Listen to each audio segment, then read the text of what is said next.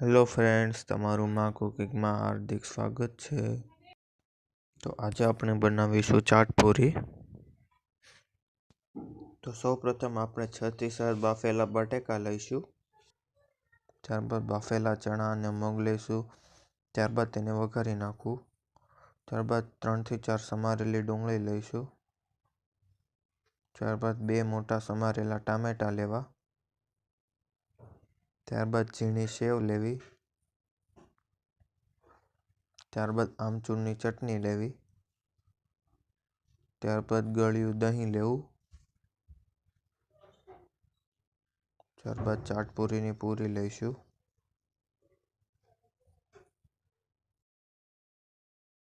સૌપ્રથમ બટેકાનો માવો બનાવવા માટેની સામગ્રી। સૌપ્રથમ આપણે બાફેલા બટેકા લઈ તેમાં સ્વાદ અનુસાર મીઠું નાખવું, ત્યારબાદ તેમાં સ્વાદ અનુસાર ખાંડ અથવા મિશ્રી નાખવી, ત્યારબાદ તેમાં લીલા ધાણા નાખવા,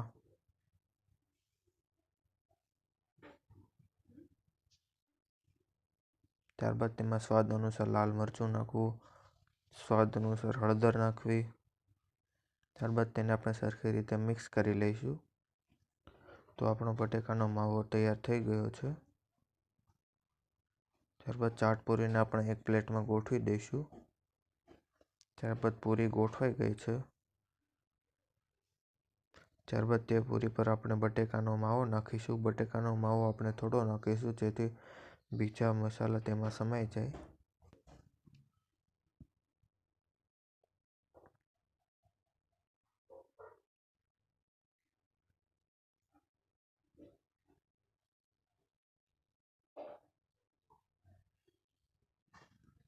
ત્યારબાદ તેમાં આપણે વઘારેલા ચણા અને મગ નાખીશું।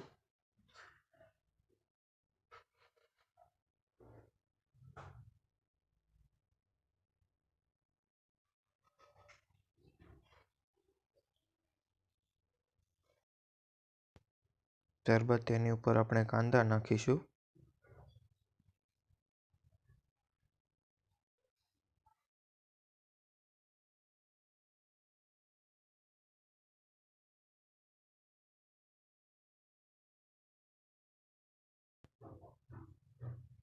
ત્યારબાદ તેની ઉપર આપણે ટામેટાં નાખીશું।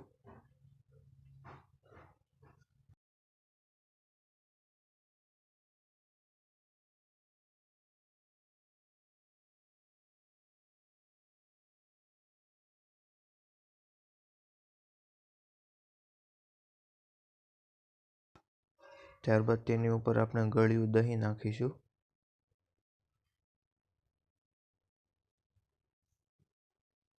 તે પણ તમે તમારા સ્વાદ અનુસાર નાખી શકો છો।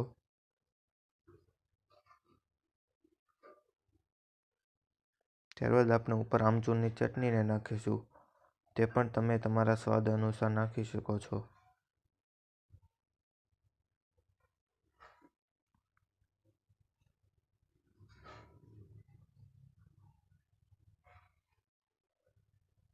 ત્યારબાદ આપણે તેની ઉપર લાલ મરચું નાખવું, તે પણ સ્વાદ અનુસાર નાખવું।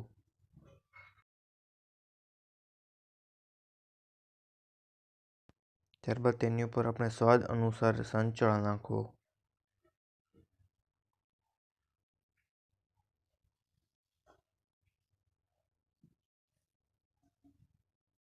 ત્યારબાદ તેમાં આપણે સેવ નાખીશું।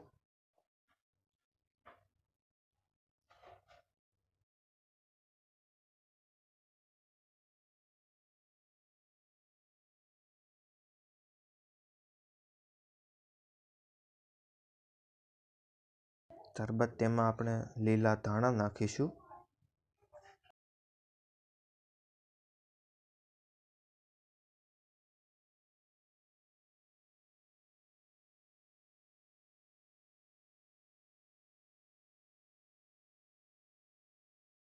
તો ફ્રેન્ડ્સ, આપણી ચાટ પૂરી તૈયાર થઈ ગઈ છે।